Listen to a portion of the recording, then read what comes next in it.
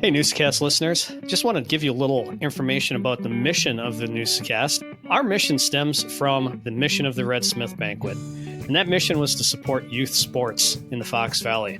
Over the 57 years of its existence, we've been honored to give out over $1 million to various youth sports organizations throughout the Fox Valley. The Newsa-Cast is looking to continue that mission and support youth sports as well. You can help us do that by donating to the Newsa-Cast and the Red Smith Sports Banquet. Hey, Newsa-Cast listeners. Today we'll be taking a look at baseball. And kind of heavy on baseball this week. We sit down with Jack Taschner, talk about his major league career and how he came up through high school and what his career is now with the Appleton Police Department. Before we do that, we get to do a little look at an old look at new, where Joe and I take a little look at history. That is sponsored by our good friends at Raleigh Winter. Our throwback this week is with the one and only John Smoltz. Excellent interview from 2012. And we end it with a little episode of Forgotten and Never Forgetting. So let's get the show on the road. And I truly think if you go in with a positive mindset and you're willing to take the craters as they come and kind of work your way out, the mountains are coming, the peaks are coming. You just got to keep that mindset.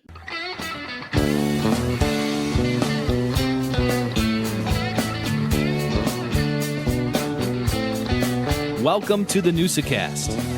What is a Newsa-Cast? It's where we bring local folk stories to life through conversation.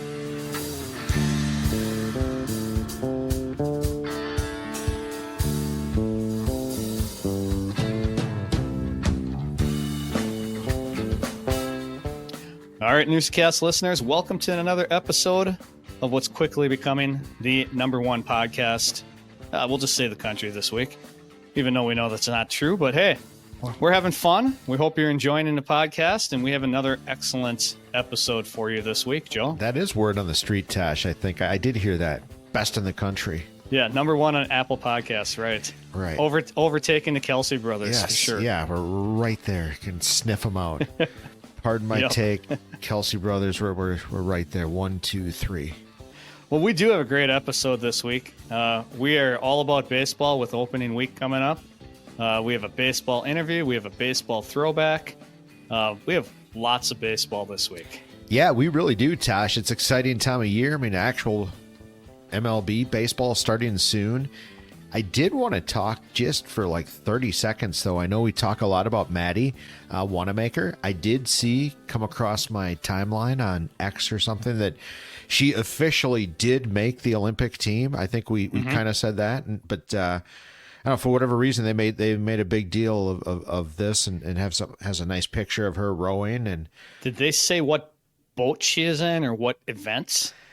That could be the big. Yeah, that might be. Now the pictures they show her in the twos, but I thought when we interviewed her, she said she was stronger in the fours. So yeah, I can't remember. I know I talked to her dad about a week or two ago, and he said something between the fours and the twos, and I can't exactly remember what, but I will get that information for an upcoming podcast and find out exactly where she's at. Yeah. We're excited for her. I'm excited to watch the Olympics. I know I'll be turning that on whenever it is and DVRing it or whatever we need to. Right. So we can keep track of her. Absolutely. What else is happening, Tosh? How was your week? You know what? I had a great weekend. We had to go to Oshkosh. Ethan had lacrosse practice in the Dome, and that gave Melissa and I a little bit of time to wander around and hit some fine establishments in Oshkosh. Nice. We got some lunch from a place called Fat Mama's Po' Boy Sandwiches. That sounds good. And it was fantastic. I mean, sweetest lady you can imagine. Just a small little place. She does everything herself. Excellent food. We brought that food over to Fifth Ward Brewing and had a beer. And is that is that a place so you can bring food in and sit and drink? Yes, it is. So like McFly. Yes, I really like that concept. That's pretty cool, isn't it? Yeah, it was excellent. In fact, we told the lady at Fat Mama's, well, I guess we'll just call her Fat Mama because she's the one who owns it. She said that that Fifth Ward was in there and she just doesn't like beer, but she had a card that they gave her. So she says, maybe I'll have to go in and stop and check it out. Yeah. So they were in there supporting business, and we brought that food there. And then after Ethan was done with practice, we hit Leon's frozen custard for a malt. Oh my God. Yeah. You know, that is, I know there's another thing I'm going to mention a little bit later, but that along with Leon's brings me back to my childhood because that's where my grandparents are from Oshkosh. My dad grew up in Oshkosh. So we spent a lot of time in Oshkosh, and Leon's frozen custard, that's a classic place. I mean, I remember going there when I was a little kid. Oh yeah. And it still brings back memories. Absolutely, Tosh. And I think I know where you're going a little bit later, but might be in the same neighborhood, kind of. But yes, the custard. Oh, I want custard right now, Tosh.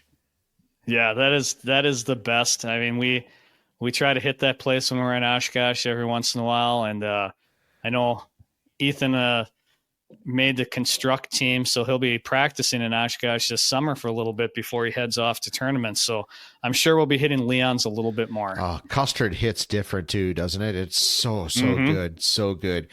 Yeah. Hey, cheap plug for another podcast though. Construct. Congrats to Big E. That's awesome. And then of course, Mikey Zadraga. We talked to those guys about that program. So that's, as we transition here into spring baseball, this episode's baseball. We certainly have talked a lot of lacrosse. They're all getting geared up right now. Joe, what did you do this weekend? How was your weekend? Tosh, I'll give you a little inside look as a letter carrier, a city letter carrier that's on the overtime list. I've worked a crap ton. It ebbs and flows, but it's been 12-hour days really for almost going on a week now, and when that happens, it's just a fog of work. So that's pretty much been my life. I know you and I are recording pretty late here tonight, and it's it's been interesting. The weather has been challenging to say the least over the last few days.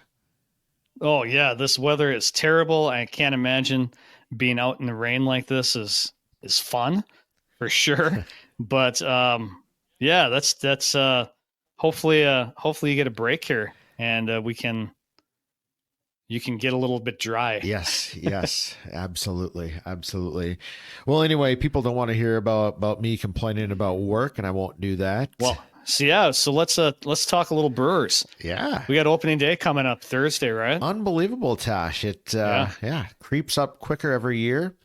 Absolutely. I'm excited, right? You're in the hunt. You know what? I mean, everybody is a World Series contender at least the first day. That's right. I think it'll be fun. I think there's some excitement. I mean, you got a lot of young talents. Who knows? I mean, you kind of changed guard this year, and we're going to see what happens. Yeah, I mean that's all you can do, right? I mean they've had streaky young teams over the last few years. Hopefully this is one of them. We can get behind it and get excited. There's no better thing in the summer than when the Brewers are playing good ball, right? I mean, it just makes the summer better. We joke that it gets you to Packer season, but that actually is a real thing. If they're in contention going into September, man, you're having a pretty good year. Absolutely. And you know what? I'm a baseball guy at heart. That's still a love of mine. I can sit and listen to it on the radio. I can sit and watch it on TV. I just, it's that game. And I actually, Joe, I remember when we were talking with Jack Taschner about baseball, and he was talking about a catcher being, he was actually talking about Barry Bonds and saying where he knew where the ball was going to be pitched by the alignment of the infield. Right. And I remember when we went down to a Packer game and we ended up getting tickets with Jerry Davis when the Cubs were playing the Dodgers, I believe. Yeah. And there were all kinds of scouts. We were sitting right behind home plate. And the guy next to me was a scout for the Big Red Machine, Cincinnati Reds. Nice.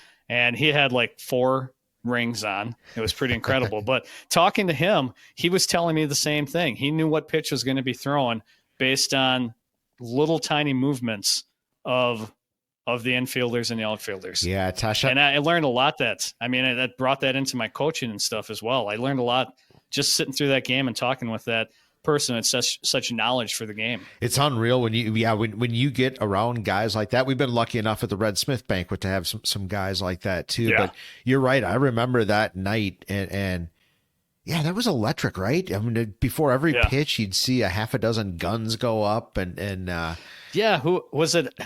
Was it Nomo pitching? It's something I can't remember. Yeah, I can't remember exactly who was either. pitching, but somebody from the Dodgers. Everybody was looking to trade on the trade block.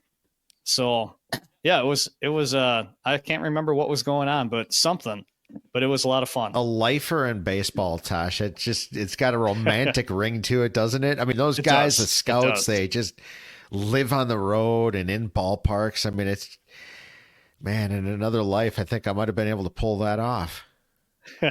Absolutely. There is a romantic piece to it, but it's also got to be a grind. Oh, it just is. Traveling all the time. So it is. Yeah. Well, you know what? I'm excited for this episode. Yes. You're going to learn a lot about baseball through Jack Taschner. Great story. And obviously you get to listen to the great John Smoltz as well. So what'd you say, Joe? Let's do it, Tosh. It's a good one. It's that time again, once again, for an old look at new, brought to you by Raleigh Winter and Associates, celebrating 55 years. Did you know that in 1962, an Appleton junior high school teacher with a strong work ethic started a residential realty company? His name, Raleigh Winter. 3 generations later, the Winters still hold true to a strong work ethic and an excellent reputation in the community. Today, Raleigh Winter and Associates remain actively involved in providing retail, office, and industrial users an affordable, well-designed working environment through the creation and/or acquisition of quality real estate in the Fox Cities and even beyond new. So what do you say? Let's take an old look at new.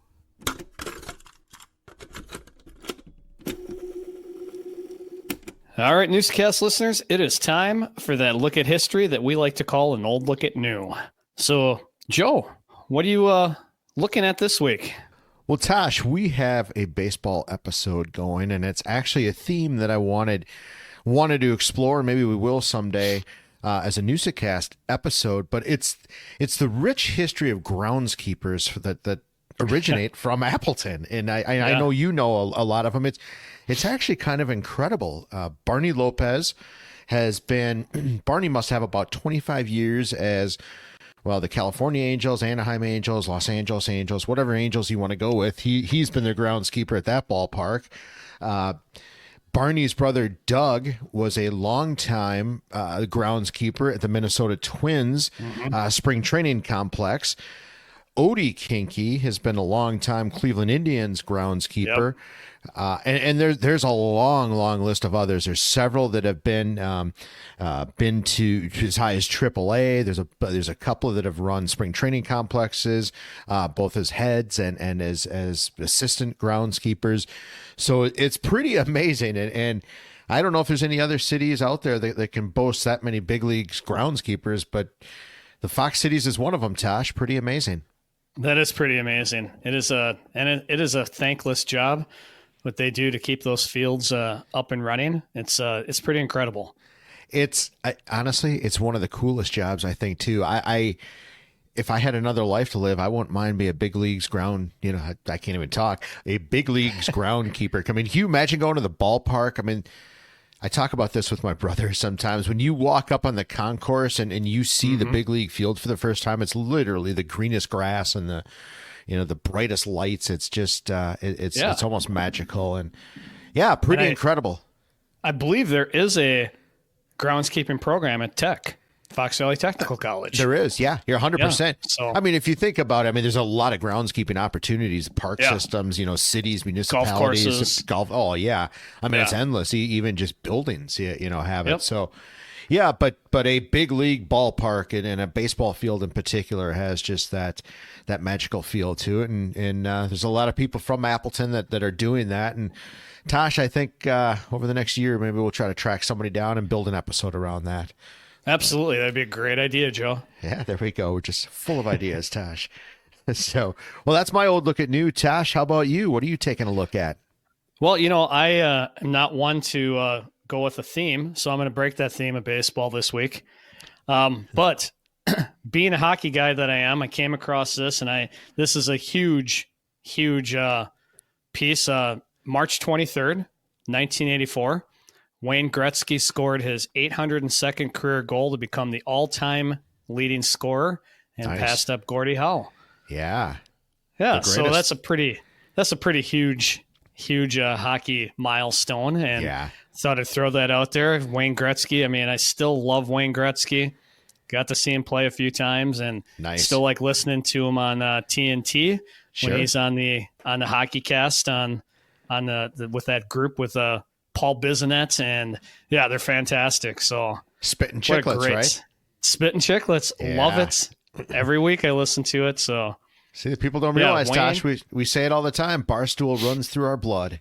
Yeah, it does. It really, truly does. So Wayne Gretzky, 802nd career goal to become the all-time leading scorer, March 23rd, 1984. No, I love that, Tosh. That is awesome. So, no, I love it. We say it all the time, but thank you to our good friends at Raleigh Winter for letting us do the old look at new. It's a chance for us to show our history geekness that we love so dearly.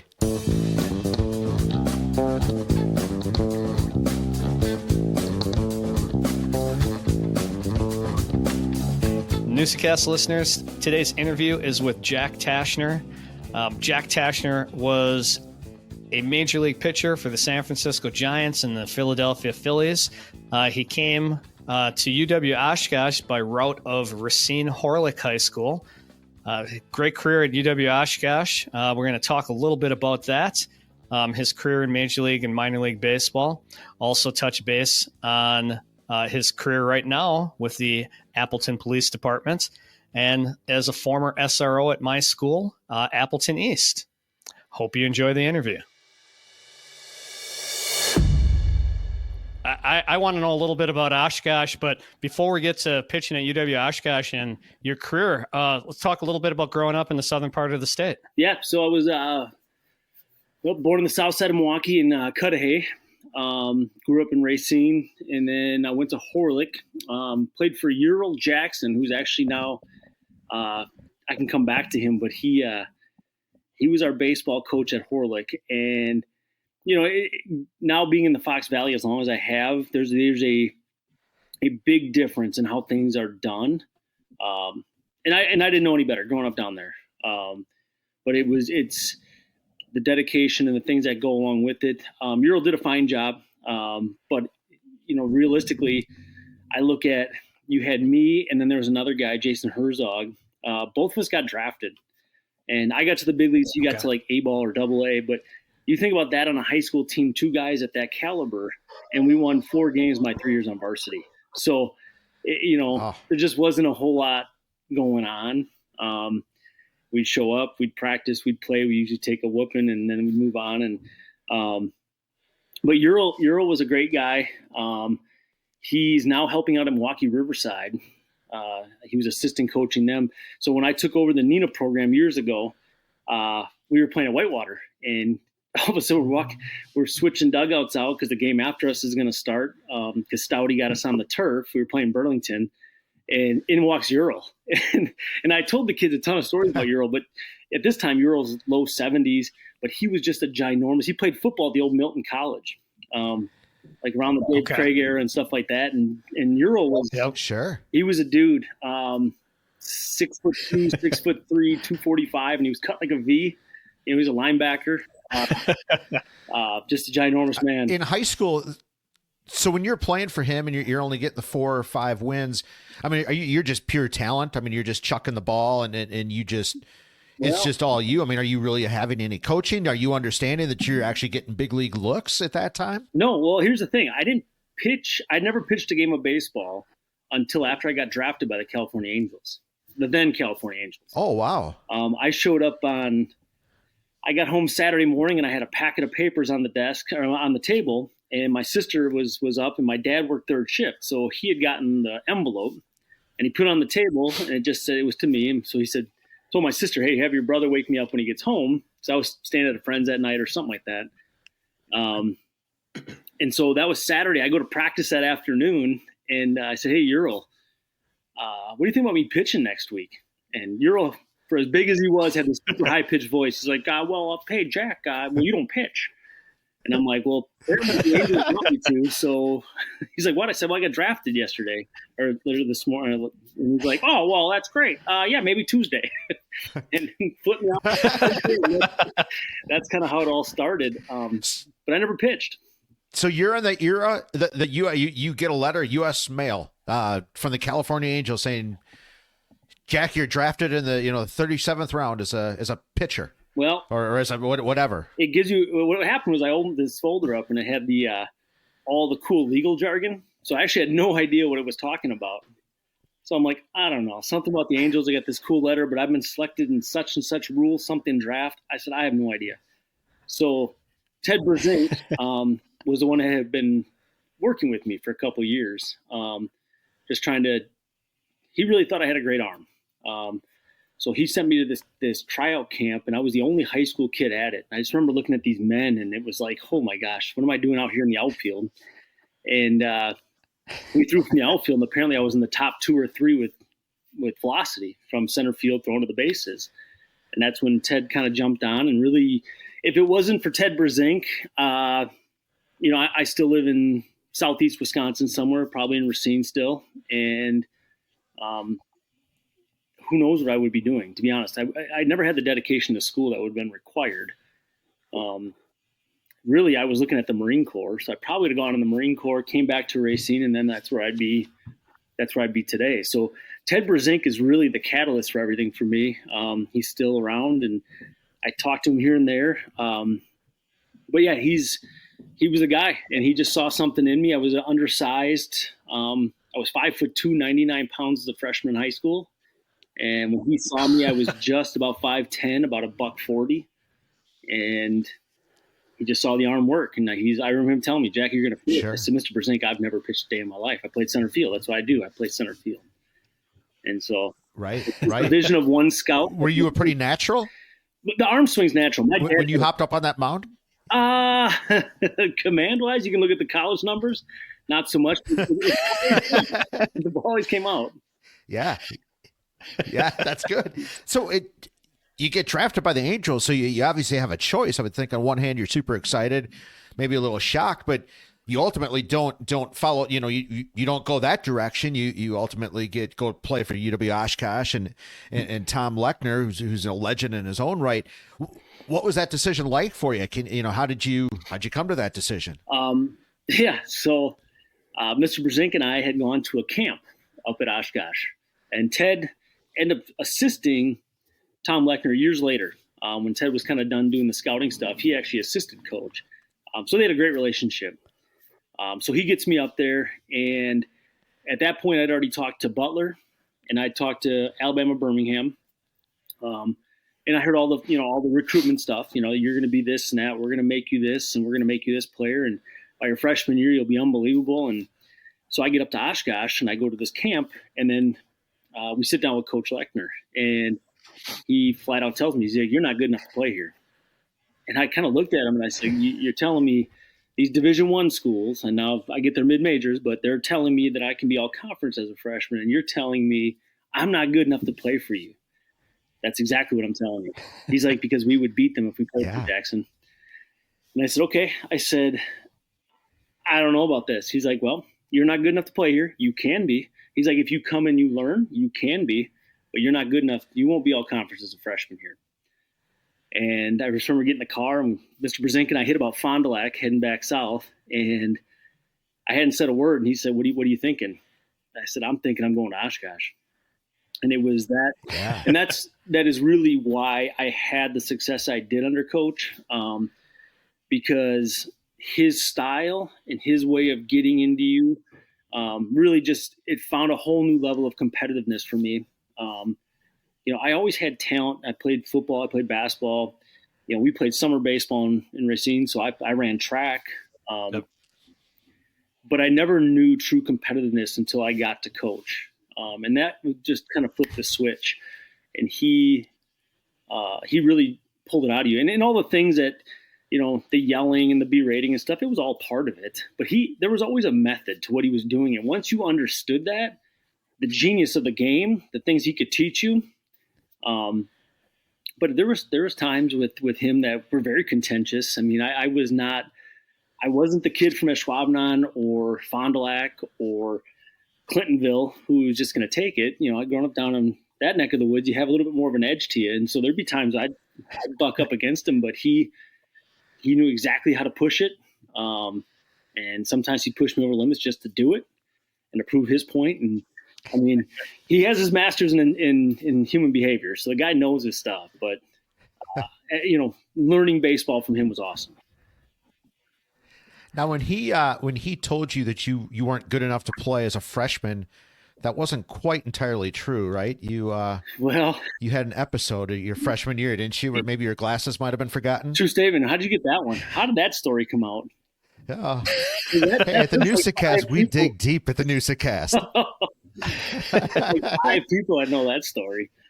Yeah, 100%. He actually held it up until the last day before we left for the spring trip, and he didn't put me on the list. And I said, Coach, I've done everything you've asked. He's like, you don't throw enough strikes. You can't pitch this year.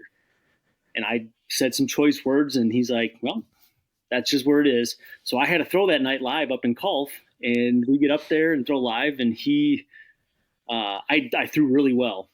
And the next day I was on the list, and I went. And I didn't pitch the entire spring trip.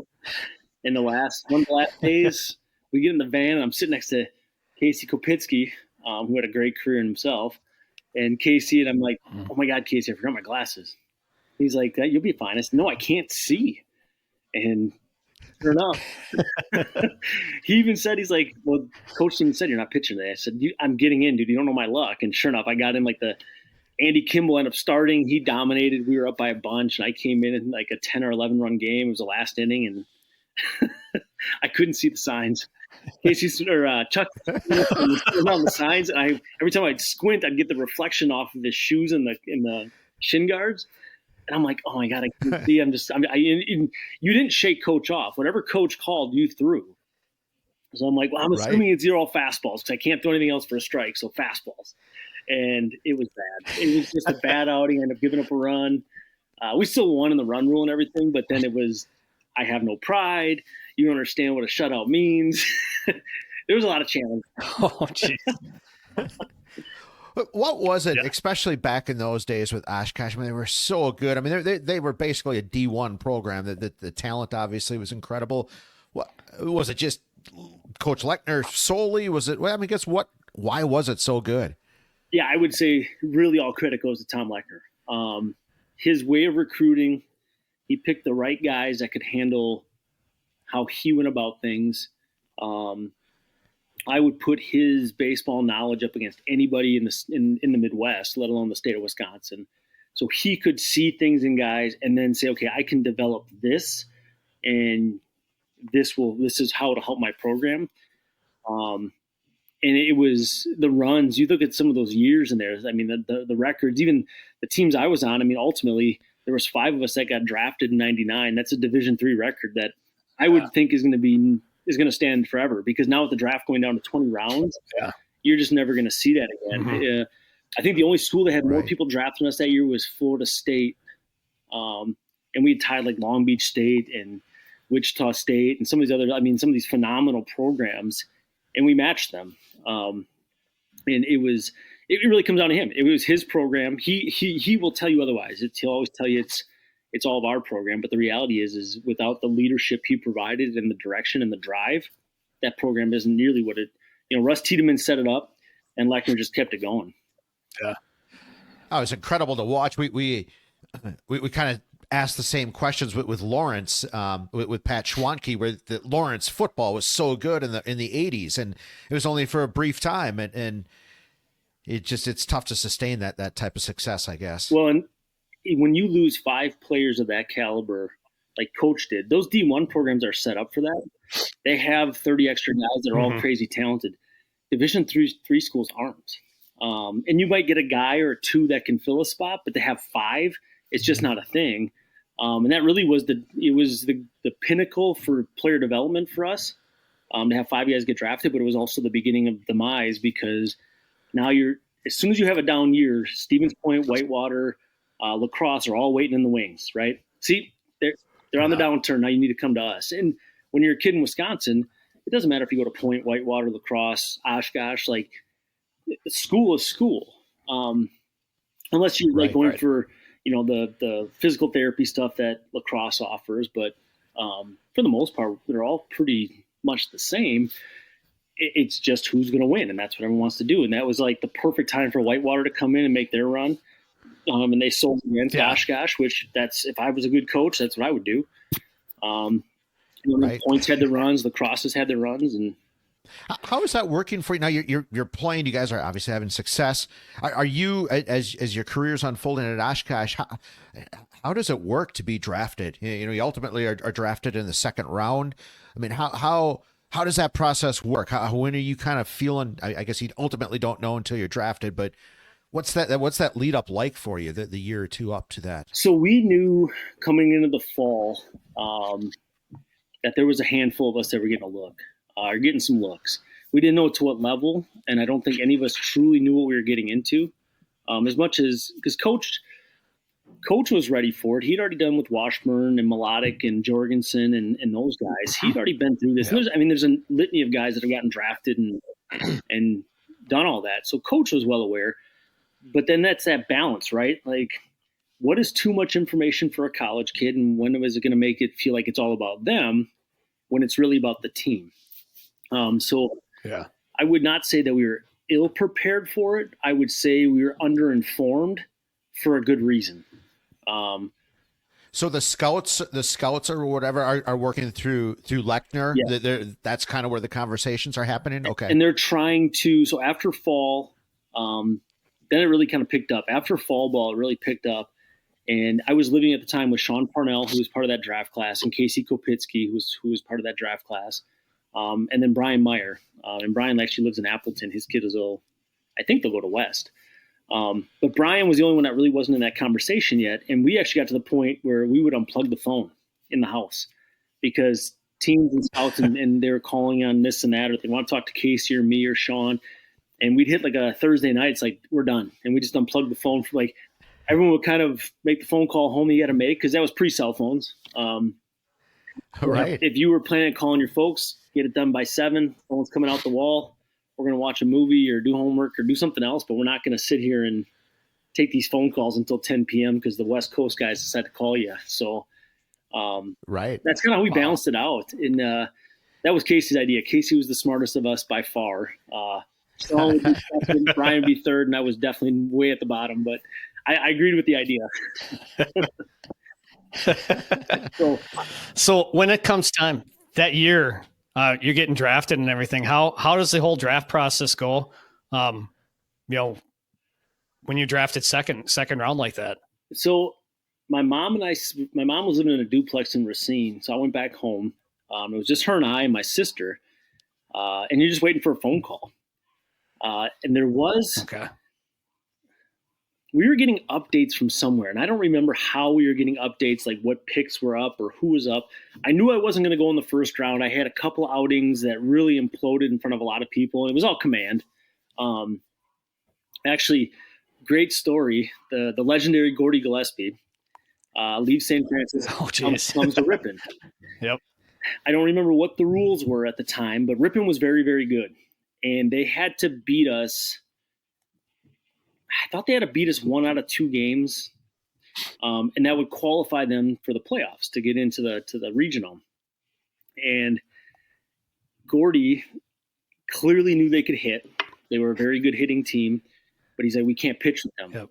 So we showed up, and I was pitching game 1, and we showed up, and I turned to Coach, and I said, Coach, where's the mound? Gordy took the mound out. It was 60 feet 6 inches off flat ground. And Coach is like, better figure it out, Jackson. And I'm like, holy crap! I have a hard enough time throwing off that thing, and now I'm going to throw a flat distance like this is. And so that outing went south. We ended up winning the game, but it didn't. I think by the the fourth inning, I had like 9 walks and 10 strikeouts, and I had 100 and some odd pitches. And I mean, because pitch counts weren't a thing. And I think I got the win. I think Grader came in and recovered me, but I don't even know. It was such a bad outing, but Gordy took the mound out. I was like, that's now, I mean, at the time I hated him because he cost me the first round, but now I think I'm like, gosh, that's genius. Like, such a pre-2000 thing to do. Now there'd be like a Twitter post on it and the game would get held up and rules committee. Back then it was like, hey, just figure it out. You better figure out a win. Like, so I heard you say there's no pitch count. You're just, I mean, did they, your arm, I mean, arm maintenance is completely different back then than it is now, right? The way they take care of your arm. Absolutely. I mean, Coach had a great program for us. I would say it was, aside from the pitch count thing, his maintenance, the things we did to maintain our arm were very cutting edge at the time. He made sure we were doing shoulder stuff, scap stuff, rotator cuff work. We did a lot of swimming in the winter. Coach would get up at 5 a.m. with us and get us in the pool, and we'd lap swim. And I mean, he did a lot of things that were very, very cutting edge. I mean, we were definitely really, because it wasn't a big lifting era. You know, like we hadn't hit the weight room stuff. Right. But when it came to fitness, we were without a doubt the most physically fit team that hit the field in the WIAC, probably in the nation for Division III. I mean, we ran, we swam, we did a ton of stuff. That type of work ethic and discipline, was that kind of life set in for you? I mean, did that set the foundation? You've kind of never lost that? Is that that really kind of set your life course? 100%. You know, he just tapped into things like my dad and my mom were very, even though they went different paths, but they were both very driven. But they also wanted us to learn things on our own, you know, very Generation X. You'll figure things out. Here's the rules and the parameters. Go figure out life. But very driven. My mom, every morning, 4:30 in the morning, she's doing her Denise Austin's tapes and the VHS and jump around. We lived in like a 900 square foot house. You could hear her jumping around, and you know, it's like they were very big on taking care of yourself and working hard and stuff. And my grandparents, I mean, very blue collar, and Lechner tapped into all that. And it really has been what has kept me throughout my life, even into moving into law enforcement. Absolutely. I mean, that right there is, I mean, it's almost a secret to life, isn't it? No matter what you do, if you can master that, just do that, man, life's so much easier. 100%. Those Gillespie years at Ripon, that he was, I mean, I remember coaching against him when I was at Lawrence for those 10 years. And I tell you what, he always got under our skin. He knew exactly what to do. And he would just, I mean, it was just like, come on, you're killing us. What are you doing here? He goes, no lead is safe. I'm going to run up the score on you every chance we get because you could come back. And it's the truth. I mean, he just taught us a lot of lessons, a lot of respect for him. I heard some unbelievable stories about him.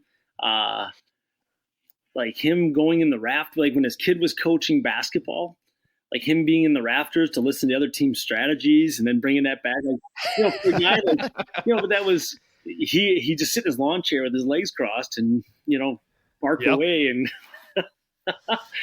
oh yeah, that was awesome. Yeah. So once you're drafted, I guess what is that feeling like when you're ultimately drafted in the second round and you're signing the paperwork? Like that's got to be a holy whatever moment. Yeah, no, it was crazy because I really didn't think much of it at the time. It's what I had worked for. It's what I wanted to get to. And then I landed in Salem, Oregon. And that first day at the field, I was like, whew, okay, like this is the moment here. Now I realize where I'm at because it's the first time I'd ever been on a plane. I'd never flown before. And I'm going from the Midwest out to Oregon.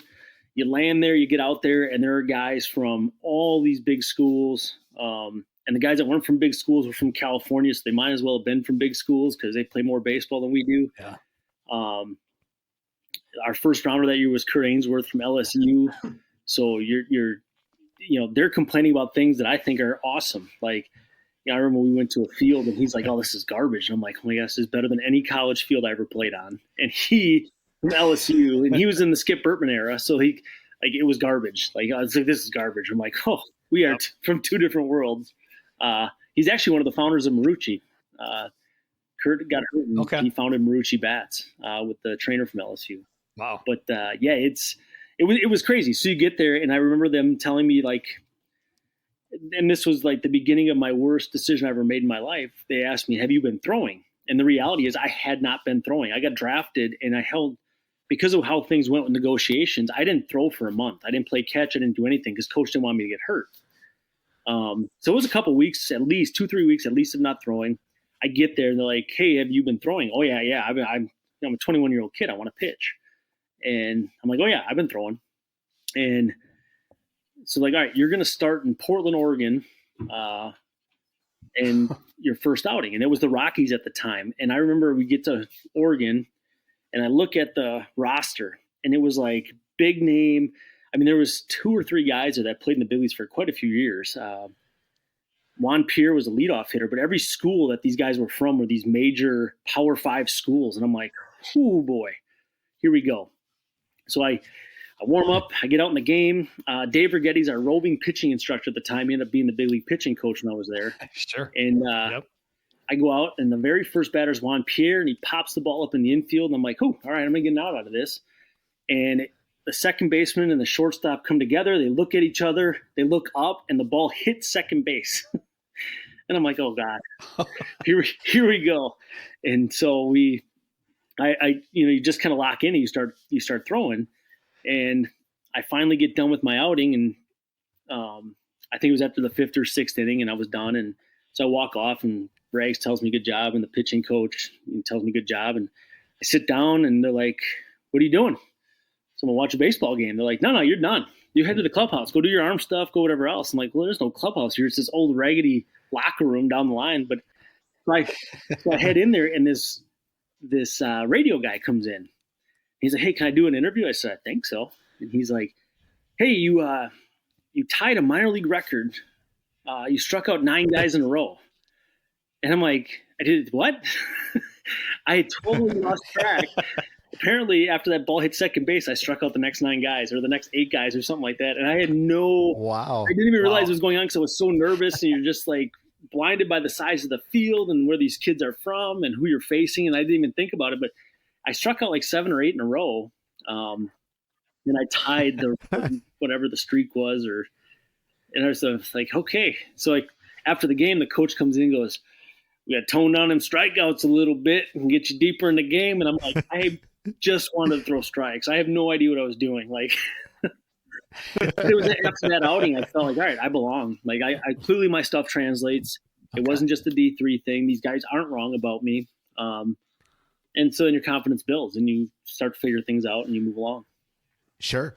Dave Righetti, I mean, I guess that's a great name. I remember him pitching for the Yankees. Yeah. What kind of guy was he like? I mean, he had a wealth of information and stories. Yeah, Regs was awesome. I mean, he was a roving instructor for that year and maybe the next year. I'm trying to think. I know because he was the pitching coach in 2002 when the Giants got to the World Series against the Angels. So he pretty quickly he got up as the big league pitching coach, and then he stayed, for all throughout the World Series wins in the 2010s and 12s and stuff.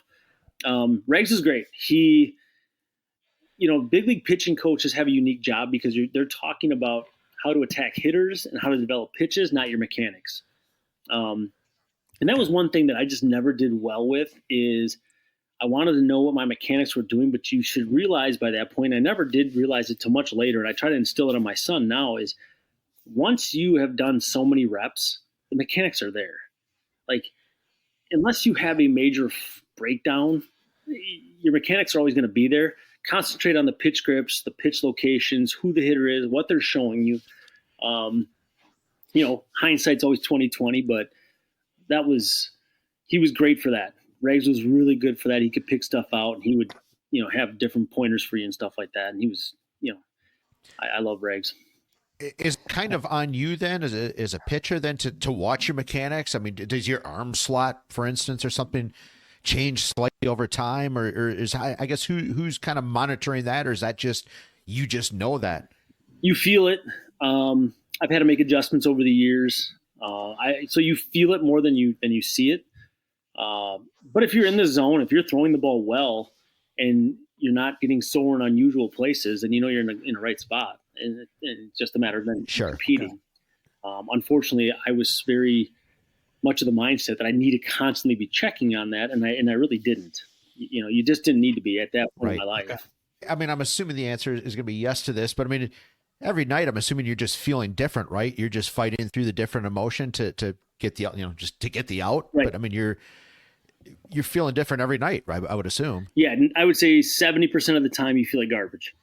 So it's the other 30%. Then you always wonder, like, what am I doing wrong? I actually feel pretty good today. But your body, it's such a long season. It's such a grind, especially when you're in the bullpen. You just get used to being sore, whether that's in your hips, your back, your arm, there's just a lot of different things. So you do what you can to maintain, but the reality is you never feel great. Right. So when you do feel great, then that's that question mark of like, why? But maybe I've hit this lull, or maybe I'm really slotting myself well and the ball's coming out clean. But it's right.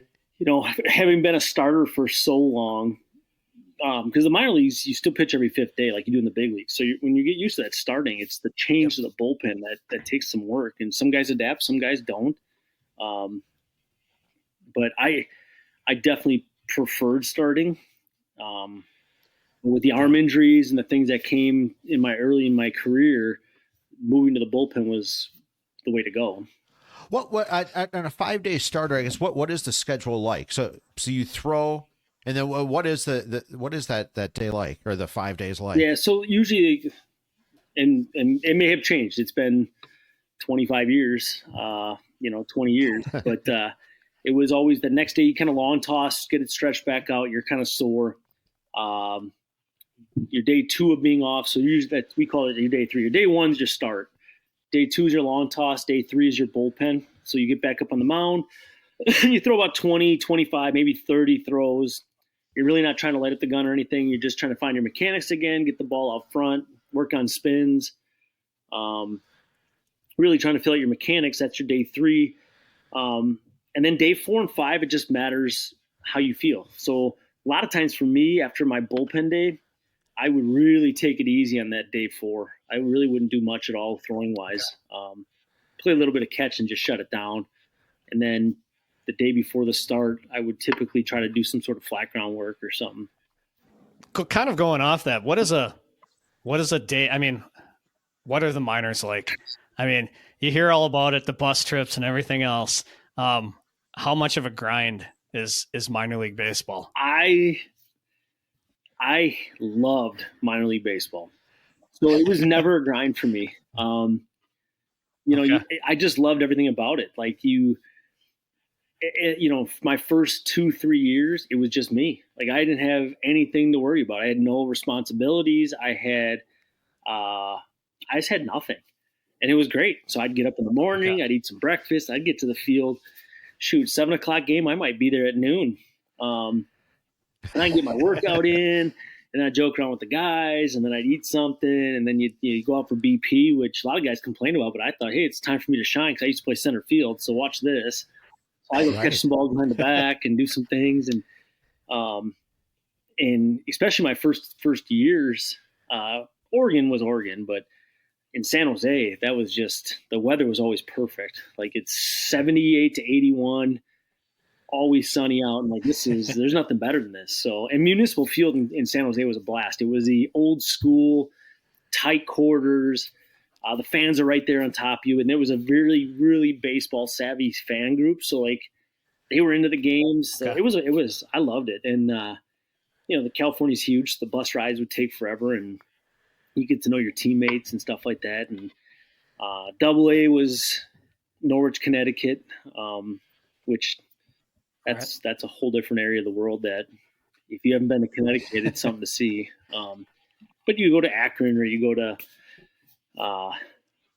New Hampshire and some of these places. I personally, I loved it. I just absolutely loved the minor leagues. I had a great manager for my last 4 years in the minor leagues. He actually was the 2 years I was in AA, he was there, and the 2 years I was in AAA, he was there. And I had a great relationship with him. I had a great pitching coach, great couple pitching coaches. that really taught me a ton. So it was just fun. I mean, I absolutely loved it. There was nothing else I would want to have done. Are you flying in AAA, or is that the only league that you're flying in? Yeah, and it's only in the Pacific Coast League, which is where we were at. Okay. But if you're in the International League, that was mostly buses. Sure. I can't think of a time that I flew in the International League. Now, I didn't go to every place in the IL, but the PCL, you flew everywhere. The only place we didn't was Sacramento. We bused to Sacramento from Fresno. Could you make the per diem last every day? Did you get enough to eat? As best you could. I mean, you get used to peanut butter. I mean, it's a college life. You get used to peanut butter and jelly and all the things that have enough protein or whatever else to keep you going, and you don't have much else to go with. And the best part was some of these stadiums, they'd bring in all the brats and burgers and stuff that didn't get sold but had been sitting since the second inning. Sure. Those come down to the clubhouse. I'd go to work. Heck yeah. Guys are like, oh, who's eating it? Yes. I'd have like two of them. We're like, who's eating this stuff? And I'd keep eating it. Good stuff. Well, so life, obviously, I'm assuming, changes for you on June 3rd, 2005, when you're your big league debut. I mean, that had to just, I can't even imagine what that's like. Yeah. And I think back now. So I got the call at 1 a.m. We were in Salt Lake City, and I get the phone call. And the only thing that bothered me with the phone call was the assistant to the GM made it. And typically it would go through the manager. And they decided because of the hour of night, they would call me. And being that I had played for Shane for 4 years, it would have been awesome to have it come from him. Ultimately, as soon as I got the phone call, I ran over to his room and he was already up. But I really wish he would have been the one to tell me. He had earned that right. He had come through when I was coming off rehab for my arm injuries. He was always there. He was always a great person for me to bounce stuff off. He knew how to poke and prod at me to get me better. But yeah, so I get that phone call, and I was watching the TV show. I don't remember what I was watching. It was something mindless. And I'm like, whew, all right.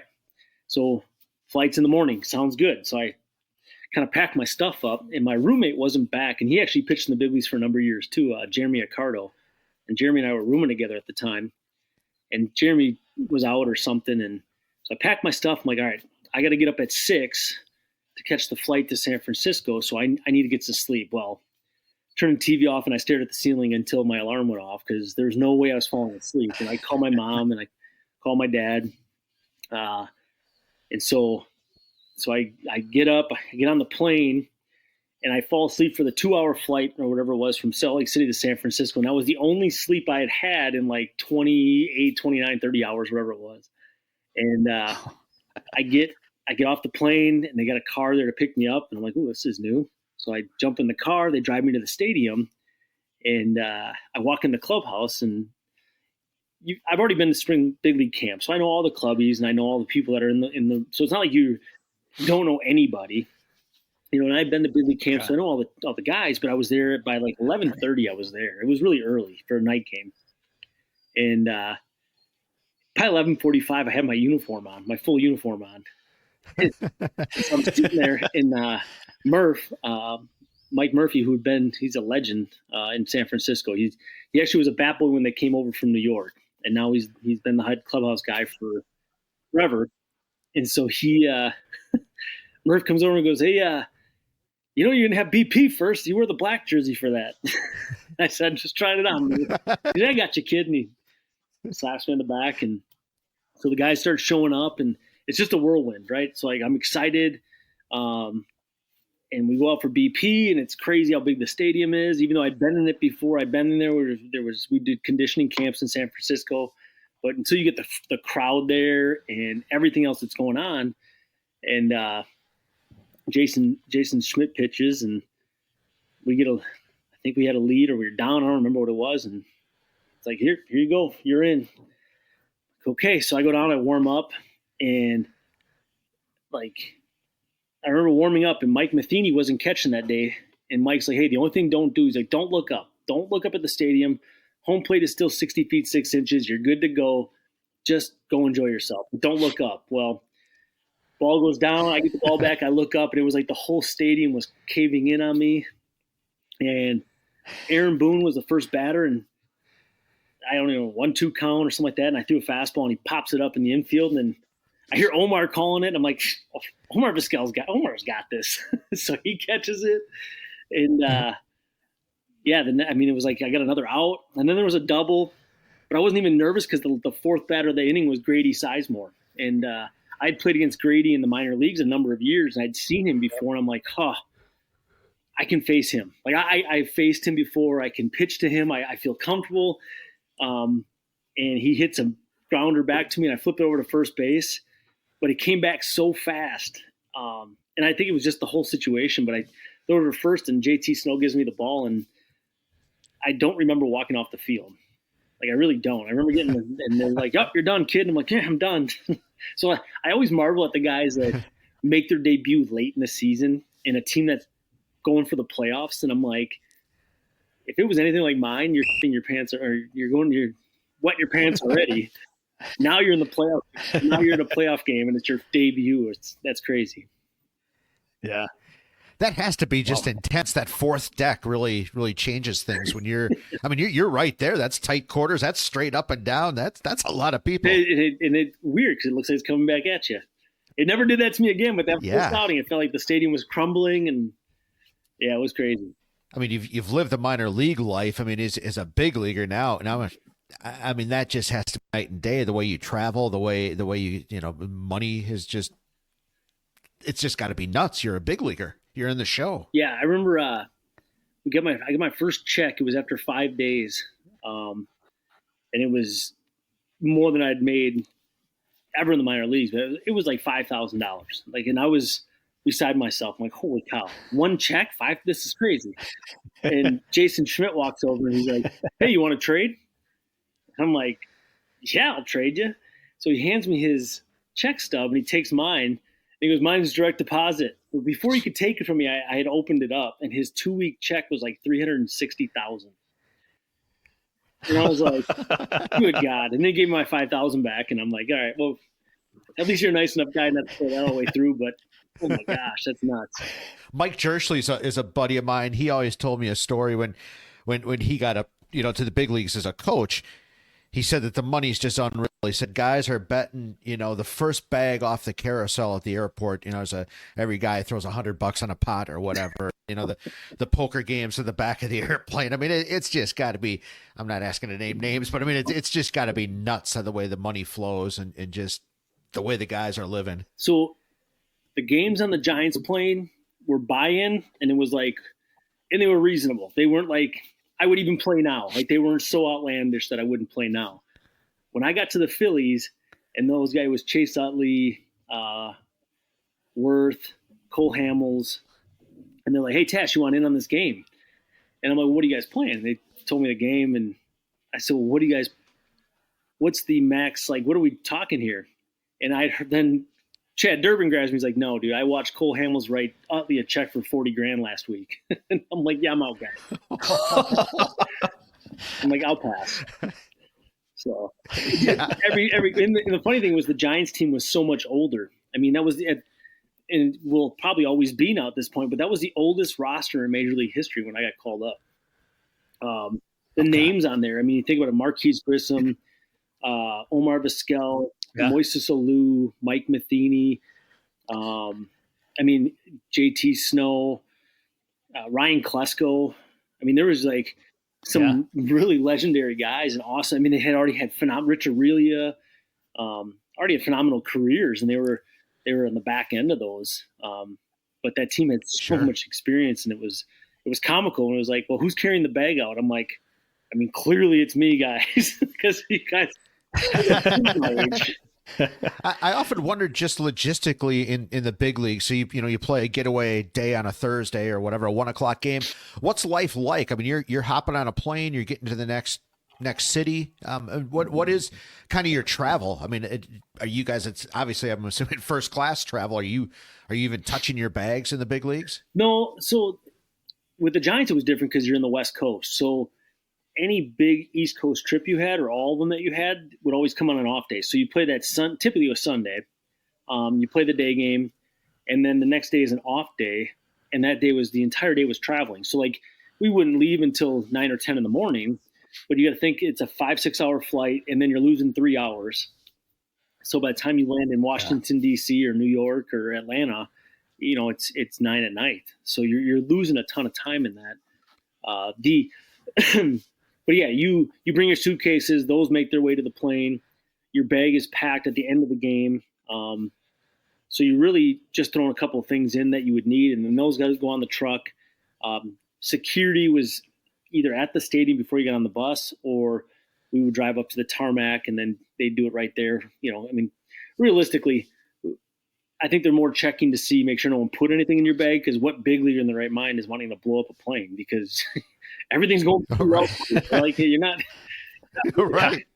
So yeah, it was, and then all the rookies, you sit the row in front of Barry, because you couldn't put your seats back. You weren't allowed to put your seats back. Barry's row was Barry's row, and you didn't get to infringe on that. So I sat in front of Barry for almost a whole year. Is he a decent guy, or what kind of guy is he? He was so far into his career by the time I got there. I had no relationship with him. I didn't talk to him much. He was definitely bitter about the media, and for what reasons I don't know. But it was obviously at the tail end of the steroid stuff. So there was a lot of things going on. I was there when he broke the record. So that whole lead up and build up, and to this day, him not being in the Hall of Fame is a complete travesty. People always want to say, well, the steroids. If the numbers are true, if you look at longevity of careers, if you look at how good so many guys were and how powerful they were, even compared to today's generation, and you've heard different numbers. Like Canseco says everyone was doing it. Schilling says 70 or 80% or whatever. I mean, and these guys were, Hall of Famers or all-stars in their own right. You're still the best of that era. So if you want to call it the juice ball generation or whatever else, Roger Clemens and Barry Bonds are still better than anybody that played the game in that generation. And I get Greg Maddux was in there, and no one ever says anything about Greg Maddux. But Greg Maddux is a once-in-a-generation talent. I mean, he's one of the greatest of all time. Yeah. So him not being in the Hall is it's an abomination. Like, he needs to be in the Hall of Fame. He has earned the right to be there.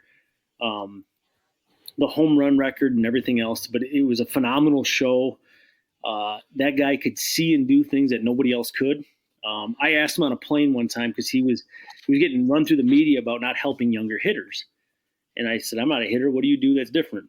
And he's like, I know the location of every pitch, because I can take my eyes off the pitcher, watch the infield move, and then reacquire the pitcher before the ball gets to me. And I'm like, don't ever tell anybody that, because no one else can do that. Like, he's just that good.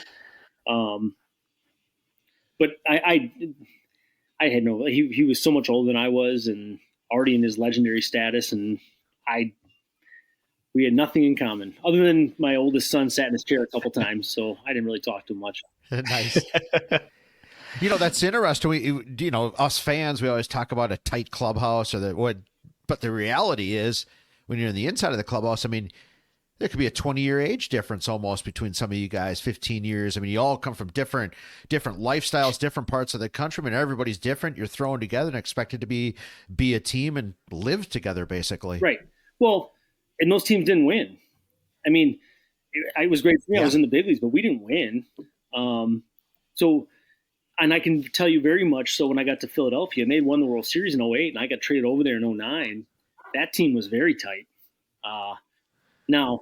And you had Jamie Moyer, and you had Pedro Martinez, and you had, some older guys on that, Matt Stairs, that were older guys. They just figured out a way to gel with the younger guys, because they realized, Pedro wasn't the Pedro of old. I didn't play with that Pedro. I played with the Pedro of 2009, and he was amazing. The guy was awesome, but he was willing to be out there and be a part of the team. Jamie Moyer, I mean, Jamie at the time was my age now. I think he was 46. He found a way. Like, he found a way just to even, he'll be grandpa. He'll joke around with everybody and whatever else. Like, you still have to have that. And those guys found a way to do it because you saw the talent of the young players, the Jimmy Rollins, the Audleys, the Ryan Howards, Brad Lidge, Ryan Madsen. I mean, the team was crazy talented, but they meshed. They were already there. It was almost awkward for me at times because I felt like, man, they were so gelled together. I just don't want to mess this up. That's a real, I don't know if it's a talent or what, but the older people that can gel with maybe the younger generation or whatever, and just make it a real thing. I'm sure you do that in the police force even now. I mean, you have to gel with the up and coming, police force that are probably that maybe 15, 20 years younger than you, but you just have to do it. You have to be one. And in the end, I think you almost find like that some of those, they become your best friends. Yeah. I mean, the goal is to earn their respect. And the way that you do that is you try to find common ground. To sit here and say, well, you guys don't do it the way I do, or, you're a millennial, everything should be handed to you like that. Why? What does that accomplish? And I worked with Eric over at East. My goal was to have as much fun as possible. It was almost like being in high school again. So, and you did. You had a lot of fun.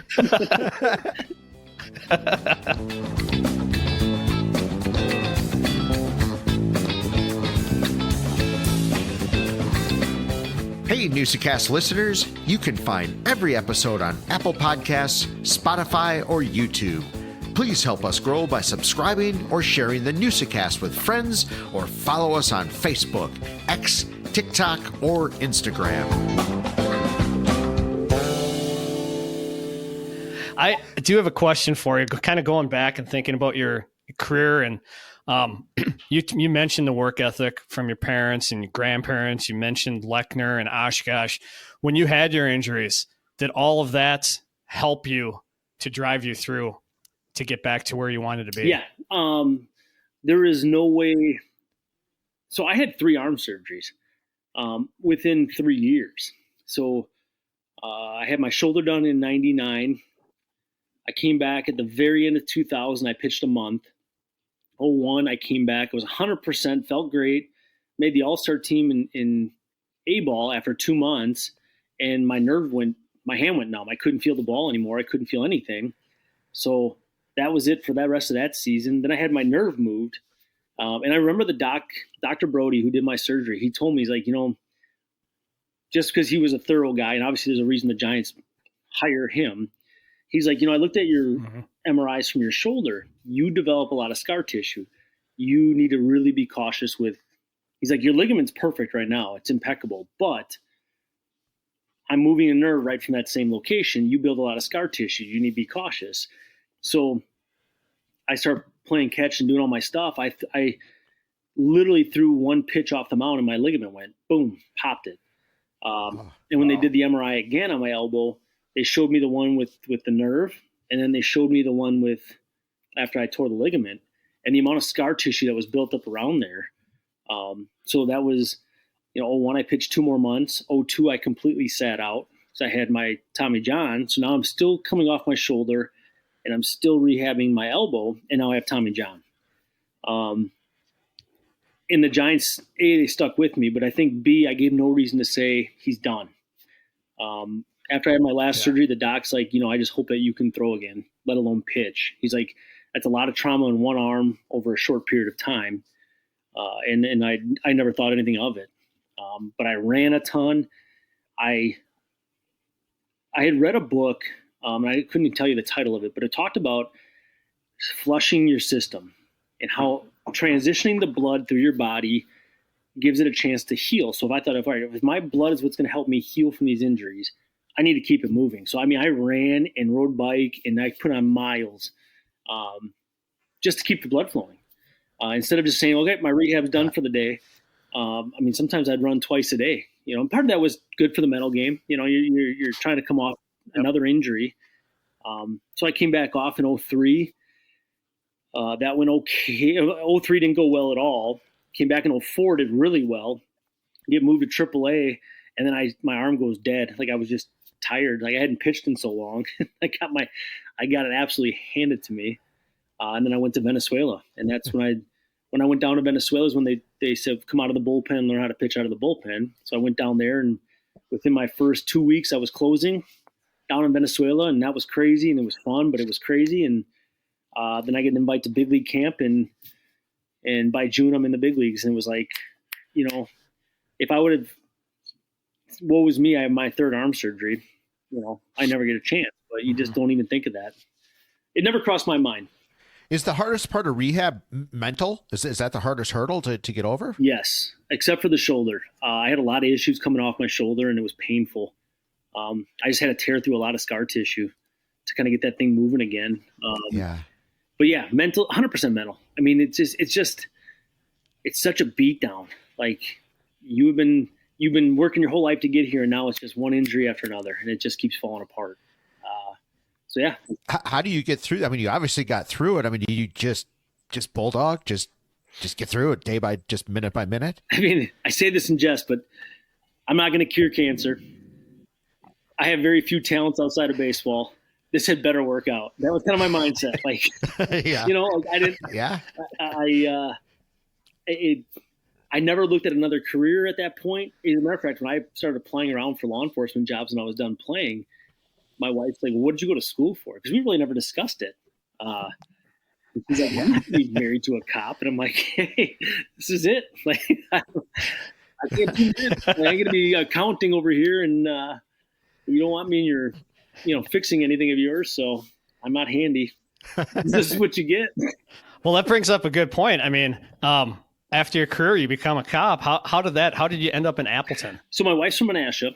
I met her in December of 2001, and we've been together ever since. So we got married in 2004. So we've been together 20 years married. But yeah, congrats. That's awesome. Thank you. Yeah, she's a saint. But no, I had actually planned, no one signed me in 2011, and I was going to go to Japan. And the team I was going to sign with got completely obliterated by the tsunami. So my plan was to take my wife, my oldest son, and my oldest daughter, because she was 1 year old at the time, and we were going to go to Japan. And then that tsunami came and hit, and I just remember looking at her. I'm like, well, if that isn't a sign from God, I don't know what is. And she wanted me to take a year off, and I knew mentally I could not do that. If I took a year off, we probably wouldn't be together. I said I can't. So I hurried up and I rolled in school right away again. And I got myself in the academy over at the Tech, and I started applying around. Yep. In Appleton, I have a couple friends that we got to know in the neighborhood here that one guy in particular was like, you need to work in Appleton. That's the place to be. And when it came time for my background, Appleton was like, well, we know you've been the last bunch of years. If you really want to be with us, we'll get that background done. And they offered me, and I took the position. But the day they did my background, I got a phone call from the Giants, and like, what are you doing? I said, I'm going to be a police officer. Like, come coach, come coach, be a minor league pitching coach or a manager or whatever else. And I said, well, give me a night. I got to talk to my wife. And she's like, I can't live that lifestyle again. I can't raise kids on my own. Because really you're a single mom for a lot of the year. Mm-hmm. Right. As much as I would have loved to have done it, I would have missed all my son's high school years, and all my kids' stuff. Like, I'm coaching 10-year-olds now for the second time in a decade. So we talk about all of your baseball, but around here, there's something else that you're probably more famous for, and that's for driving the bus on the stands at Appleton North. Stupid human tricks. That one pretty viral. Yeah, I didn't know that was. Well, I don't know if you remember Nacho Ignacio Enriquez, who was the Astros North. Yeah, absolutely. So Nacho and I were working the game, and I said, "Hey, record this. I'm going to go up there and do this." He's like, "What are you doing?" I said, "Just record." So it was on my work phone. That's why the video is not. It's your work cell phone's not nearly. We don't get iPhone 16s to work policing, right? We get you the bottom barrel iPhone, and here you go. And he recorded it on my phone, but I didn't know that he had sent it to his phone and then sent it to our assistant chief. And that's how that thing even got out there. Cause I didn't plan on, I just wanted it for keepsake, you know, and, hey, look at dad. Look at how dumb dad was one time. Like I ran around with the kids and stuff. Yeah. Nacho had taken care of that for me.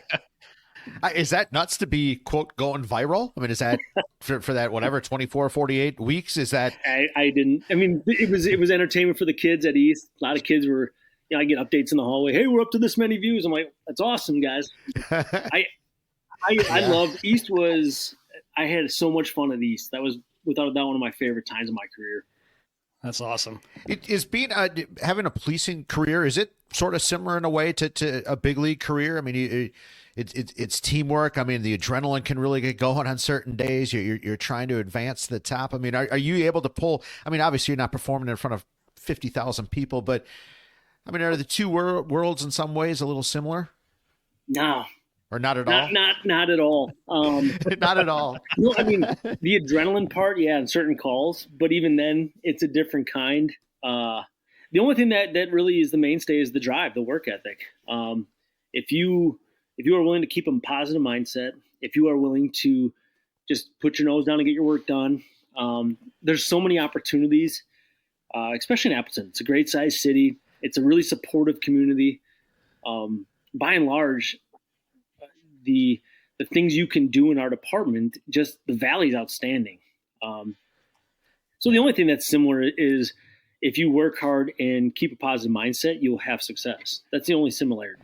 I found another similarity in podcasting and baseball, the failure rate and questions asked. Sometimes you fail. Got to overcome. Hey, 3 out of 10, you're a Hall of Famer, so you're good, Joe. Yeah, there we go. There we go. But I do. You had mentioned earlier your son, Graydon. I mean, he's a heck of a ball player as well. In fact, just committed to Wichita State. I mean, from a dad's standpoint, just congratulations. But I mean, what another way to experience baseball for you and to through your son has got to be incredible. Yeah, honestly, I get more nervous watching him pitch than outside of my big league debut. I get more nervous watching him pitch on a consistent basis. Because I know how bad he wants it, and I know how hard he's worked. So, you want it for him, like any parent does, and you don't want to see your kids fail. But it's a big part of the game. So he, right. His move from Illinois State to Madison Area Tech with Mike Davenport has been nothing but positive. Davenport's been doing it for a long time, and is just a tremendous coach. I've been really, really impressed with. I really try to stay out of anything that him and coach talk about. Like he'll say, coach wants me to do this. Well, then do that. Coach said so. Like, I don't want to get into that. I'd rather say with my pitching knowledge and him wanting to be a pitcher, what can I do to help him? But I don't need to know the ins and outs of what their relationship is or what he does as a coach. So when Graydon tells me these things, I just listen. I don't really have much to say, but wildly impressed with accountability and the things that he has done for that, for those boys. What a great program to have in the state of Wisconsin. But yeah, Wichita State with the new coach down there. He's made it a point to bring back Gene Stevenson. And it's like for a kid in the 90s, that was the program. Gene was the legend. And when we went down and looked at that place, it's amazing. And if they get it back to what even close to what it used to be, that place will be just jumping. Wichita is a prime location, so I couldn't be happier for the decision he made. But it's going to be competitive. I mean, they're bringing a lot of guys, and you got to rise up. Is he a lefty too? Nope. As well. 4 kids and not one lefty. So I got all these gloves. No kidding. So I'm hoping for a grandkid maybe somewhere along the line. It's a lefty, but 4 kids and a lefty. So you've coached at the high school level. You're coaching 10-year-olds for a second stint. What did you enjoy more? 10-year-olds. I was not coaching high school was not that much fun for me. I think my expectations of what a high school, Brady Corso, who just got done playing his career with Nina basketball. Brady Corso was a phenomenal kid to coach. He could have been a tremendous baseball player. If he would have put the same effort into baseball he did for basketball, I think he would have been equally as good, if not better. But when you can name a kid here and there, and I thought when I was in high school, like you're just here to compete. Like you just want to get after it. And it just was, Right. it was not the case. Some kids were, Nina just hired a new JV coach who one of my all-time favorite kids to coach, Sam Marhefke. He'll do great as a coach. But I wanted 10 Sam Marhefkes. I wanted 10 Graydon Taschners, 10 Jaden Hackbars, and Brady Corsos, and guys that are just there to compete. Chase Hanselman. I got a handful of kids that I look back. Brandon Boshaw, that were phenomenal competitors, but I wanted 12 of those, and it just wasn't the case. And so with 10, I don't have that expectation, right? You're just teaching them the fundamentals and hoping for the best. And so I think I had less fun with high school because of my expectations, not because the kids were bad, not because and the parents at Nina were awesome. And by and large, the kids were great. It was my expectation of what a high school athlete should do to compete. And I wasn't happy with that. I remember coaching too and get into that level, and after a game and you get blown out, and as a coach I'm just like steaming. I'm like, man, I would, if I was playing, I'd be, what am I going to do? I'm going to go hit. I'm going to go do whatever. And these kids are like, yeah, all right. I'm like, what do you mean? All right. And, I had to take that and like, oh man, I have to change who I am because they're not the same as when I was in high school. Yeah. And there's positives and negatives to it. And that's why I've come to learn that, because it really beat me down for a while. Because I'm like, gosh, how am I not instilling this? Like, how are you not getting that drive? And it was like, more often than not, effort beats most teams in high school. Outside of the Kimberleys and the Hortonvilles in Appleton North, who consistently have a lot of talent. If you show up on a daily basis and give a phenomenal effort, you're going to win in high school, because there's not a lot of mental game in the high school game. It's physical. And if you have the tools and you're willing to go put it on the line, you'll win. But I was shocked. I was just shocked.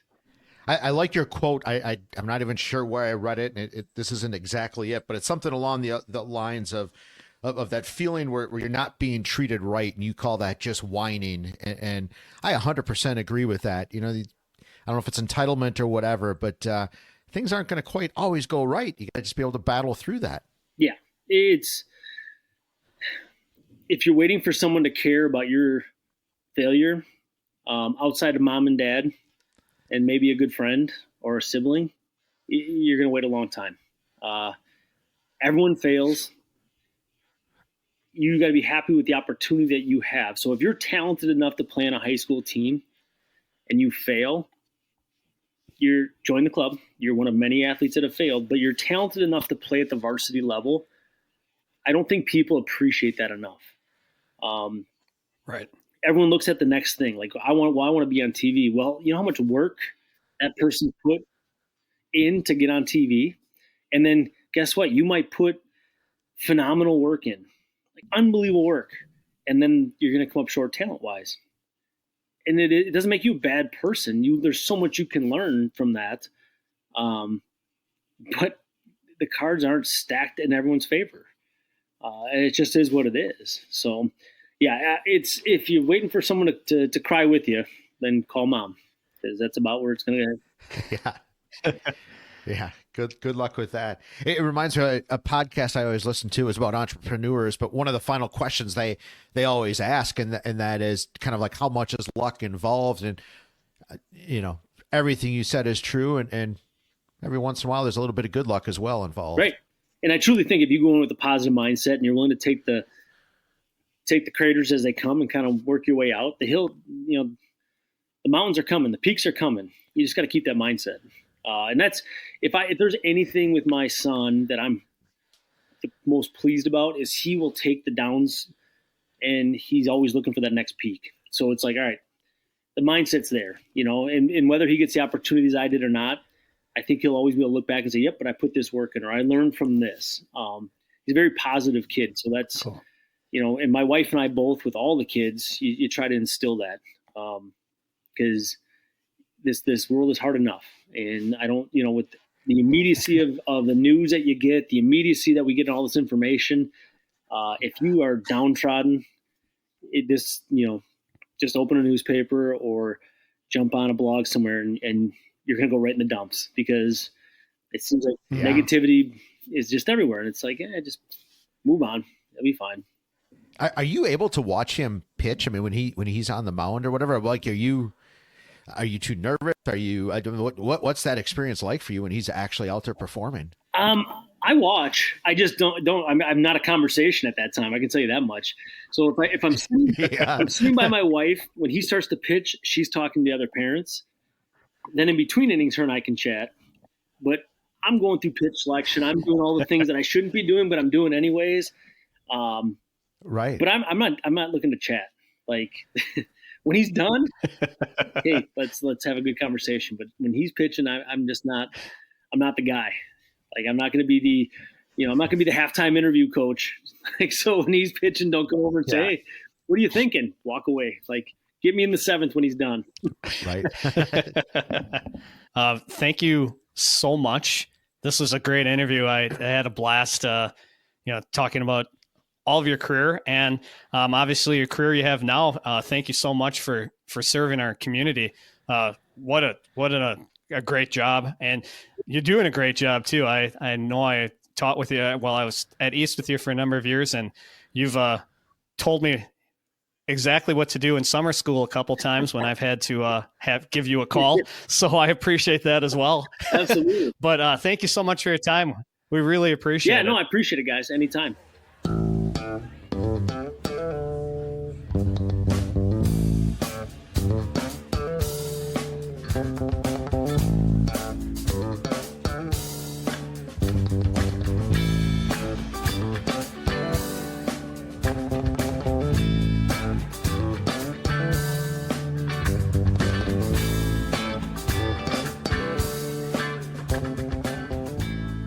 Hey, Newsa-Cast listeners, welcome to our throwback. This week, we are going to throw it back to John Smoltz. We wanted to keep baseball flowing throughout this episode.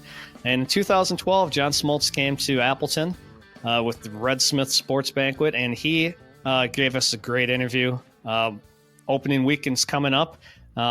Listen to John talk and hear his stories and hear his philosophies through youth and into Major League Baseball. Hope you enjoy the interview.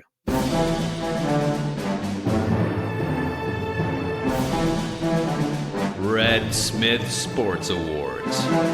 Banquet Throwback.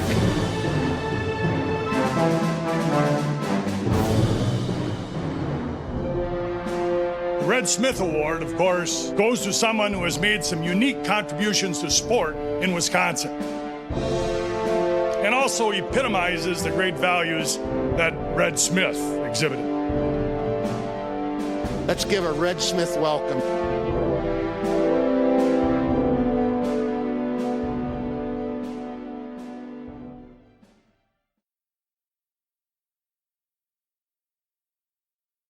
I hope all of you here in Big Ten country will welcome back a Michigan native with a warm round of applause as I invite John Smoltz up to the podium to receive the 2012 Shields Nice Guy Award. John.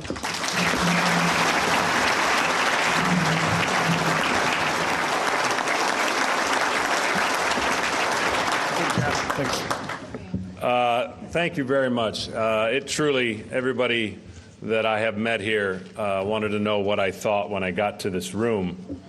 And I really didn't know what they were talking about when I got to this room. But when I seen how many people are in this room, it's truly a tribute to you all for all that you have done. And by the way, I never said you all growing up in Michigan.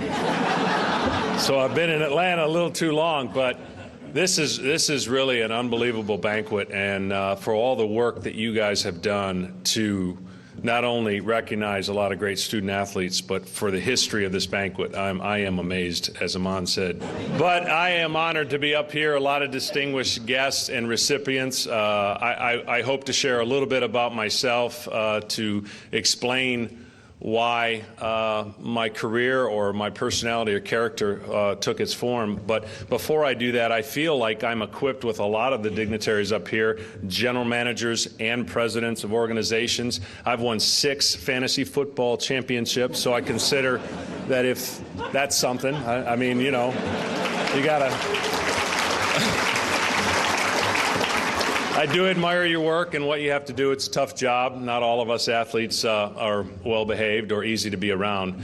But I am a sports fanatic. I didn't start out that way. As a sneak preview of one of the towns and states that I can say this, that people actually understand that I did play the accordion. Nobody else understands that in most parts of the country. At the age of 4, I come from a family of 3, a brother and a sister. I'm the oldest. My parents are accordion players. They're accordion teachers, so I was next in line. You know, I was the firstborn, and they strapped the accordion on me when I was 4, and it was bigger than me. And life, you know, Lawrence Welk, every other day we watched Lawrence Welk. And back in the 8-track days, you know, polkas every single day in the car. So that's what I knew, and that's what my family was so proud of. I had a world-renowned great uncle that played the accordion and was famous, and my parents still play today. My dad's in a band. He's 68 years old. You can look him up online. He'll play a gig in a basement. He doesn't matter where it is. He will play. And I was just following the family tradition. At the age of 7, I had been playing for 3 years. And the accordion, for those of you who don't know, is a tough instrument to play, and you must be very disciplined and diligent. You can't miss too many lessons. And I didn't. But at the age of 7, sitting at a gas station in front of my mom in the car, I just asked her, I said, you know what, Mom, I know what I'm going to be when I grow up. I know my dream. And she said, really? I said, yeah, I know it. She said, what is it? I said, I'm going to be a Major League Baseball player. Now, my parents knew nothing about sports. They claim they know everything now, but they knew nothing about sports. And she just calmly said, that would be fine. That's great. We want you to pursue your dreams. We think that's great, but have a backup plan. And I knew it right then, what my backup plan was. And she said, okay, well, what's your backup plan? I said, if I don't make it as a Major League Baseball player, I'm going to be a gas station attendant. And that's a wide range. And she just said, okay, let's just kind of keep that between you and I. But an Italian, 100% Italian mom and a German, Czechoslovakian dad, I really did learn everything from them. Very grounded. 2 people. They taught me, you know, the most important thing, obviously, is faith in God, and then family, and then school, and then sports. They never, I'm sure, dreamed that sports was going to take me to where it did, but that same drive that I learned is in playing the accordion, I was able to learn in baseball. I'm very goal-oriented, and I'm very determined in what I do. I'm either all in or I'm not, and I would just start in the backyard with a rubber ball, in a home that wasn't very big in Warren, Michigan, and I just started throwing. I'd watch a game on TV, and then I'd throw. And I'd emulate all the Detroit Tigers growing up. Everything that they did, I did. And that's how I self-taught myself to play baseball. You know, they still encouraged me to play a musical instrument. I played the drums for a while, but ultimately they knew my passion was in baseball. I never thought that I would be a broadcaster, really didn't. That transition has been one where I wouldn't say it's smooth, but it's been fun, and I never thought I'd write a book, and I just finished a book. I never wanted to be one of those guys that wrote a book that had an autobiography on just saying, look at what he did. The reason I ended up doing a book, and hopefully it'll come out in Father's Day, is I think there's a lesson and a story that I have applies to a lot of young children and adults who are struggling with certain things in their lives. And I've been one that's had to overcome a lot that you wouldn't know, and that's pretty much the snippet of the book. One of the things that I'll share, and I have shared in the book, and if it's the only thing you remember from my speech, great, but I like acronyms. Acronyms to the point where I like saying it, the word acronym, because it makes me sound smart. And I think I know the meaning of the word acronym. But the acronym for me, if you know John Smoltz, you know failure has been a big part of his career. But it's been the motivator and the reason that I've had success, because I believe a lot of kids and a lot of adults are choked off their dreams because they don't understand what failure really is. It should be a platform to be better. And failure for me, and the acronym of failure, goes like this. Fear and insecurity leave unrealistic expectations. Fear and insecurity leave unrealistic expectations. In the athletic sports world, there's a lot of insecure athletes. We're supposed to be tough, we're supposed to be better than the next, but the fact is the ones that are great and truly meet the championship type platform are the ones that have learned perseverance and failure. And so that's a big part of my story. And through the school and through all the different endeavors in charity, failure does come in the midst of all of it, and you learn some great things. But for me, I love life. I love to the fullest, trying to make it a better day, trying to make somebody's opportunity even special by going to a hospital or seeing a young child. And it was all formed, I believe, as a youngster with a great home in a Midwest atmosphere. I know why I loved coming to Milwaukee so much, besides the great hidden golf courses that were here, because I'm one of the few people who understood roll out the barrel as they were playing at the stadium.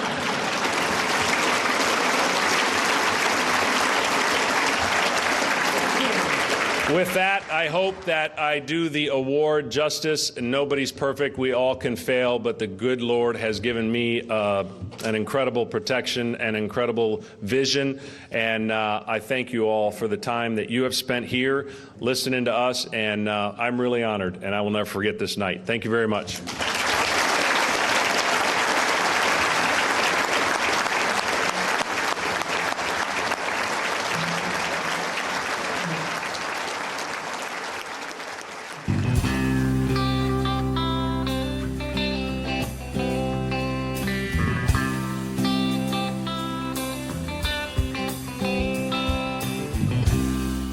All right, Tosh, little Smoltzy action on the throwback. That guy, one of the all-time greatest ever. Love that guy. Absolutely. For sure. So, well, that can only mean one thing, Tosh. It's a little bit of it's forgotten, and I'm never forgetting. So, I don't know, Tosh, what's forgotten in your world? What's not looking so hot? Well, I just want to forget spring snowstorms. Oh, I know. And although we didn't get quite as much as the northern part of the state did. I mean, there are places at 13, 14 inches of snow, but it's still, you know what? This time of year, it's spring now. We've had winter now when it's spring, and we had spring when it was winter. So we're reversing. I hope we don't have winter when it's summer, because that would be terrible. I was thinking about that today too, Tosh. You're absolutely right. February, you're wearing shorts. It's 80 or 70 at least degrees. And today, you and I are recording on a Tuesday night. Yep. We had all seasons today. It was when the sun was out early today. It was kind of warm, and then you had the rain, and ended with freezing wind and snow. Yeah. Yeah. That's crazy. I hate it, Tosh. I hate it. I'm definitely forgetting the spring snow. So, Joe, what do you want to forget? Well, Tosh, that actually turned into a nice transition for my forgetting.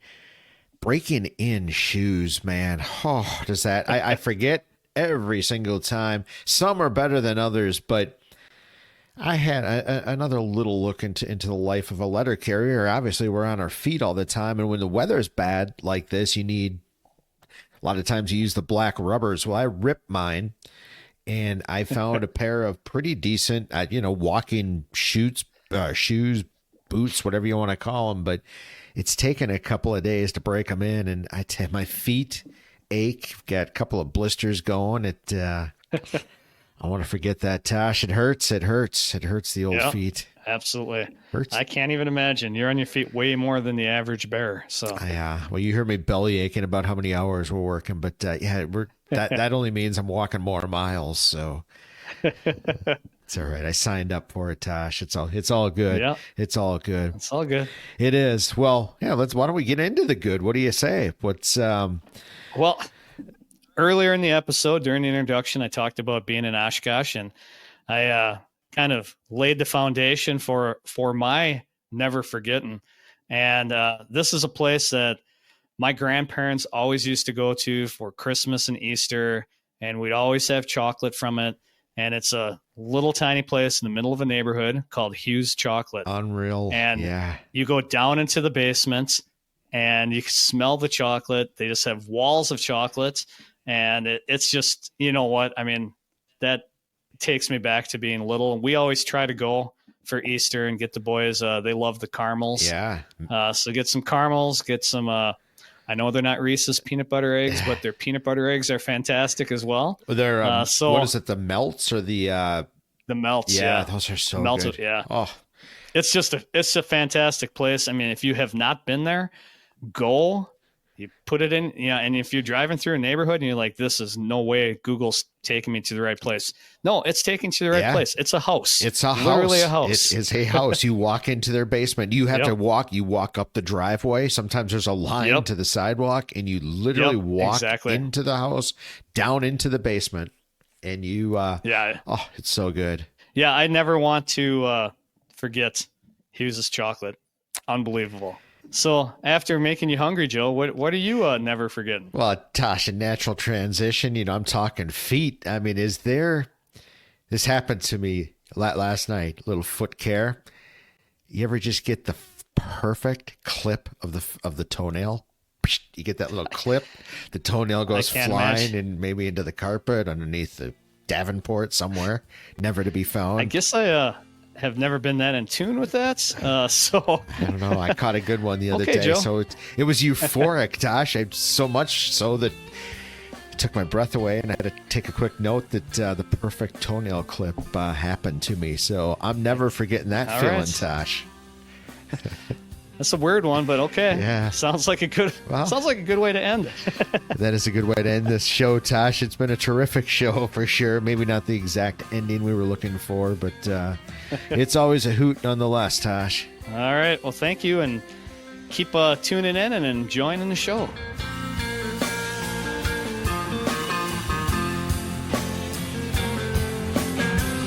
Thank you for listening to another great episode of the Newsa-Cast. We'd really appreciate it if you'd hit up our social pages, subscribe, like, follow, and don't be afraid to engage. Head over to our YouTube channel to get exclusive content like the full interviews and speeches from past Red Smith banquets.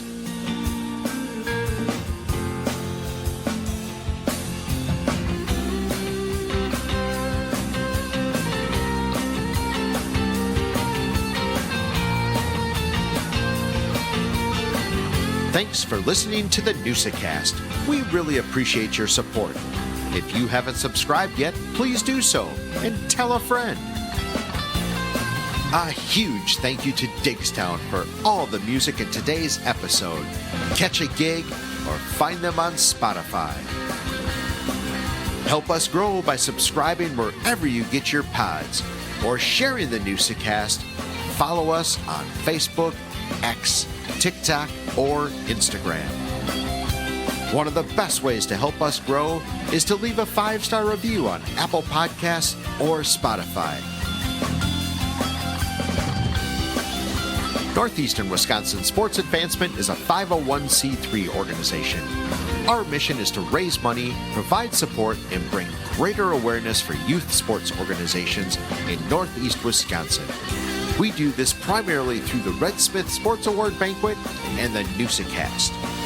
Each year, we give back to the community through 3 initiatives: the Every Kid Plays Grant, the Gives Back Initiative, and scholarships to student athletes.